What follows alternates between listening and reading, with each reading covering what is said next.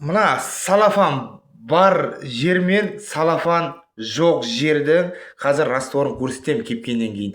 Мынаны мен әдейі жасадым, чтоб салафанның қызметі қандай екенін сіздер көріңіздер деп.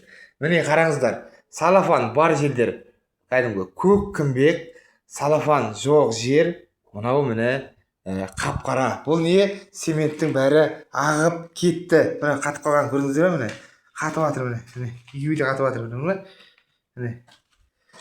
Цемент бәрі жерге ағып кетті.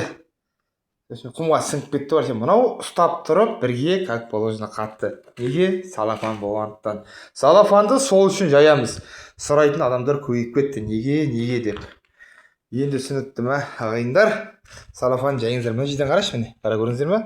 Мына ортаға міне мен салафан салған жоқпын. Әдейі осы видеоны түсірейінші деп. Міне, пожалуйста. Көк күмбек қап-қара. Еще әр жерден емес, сплошной. Мынау да сплошной. Көрдіңіздер ме? Салафан жайыңыздар. Цементті астына өткізбейді, өте өзінің күшін ұстап тұрады, бірдей қатады. Салафан жоқ, цементтің бәрі ағып кетті, жерге сіңіп кетті. Құр өз емес, енді бар ғой цемент.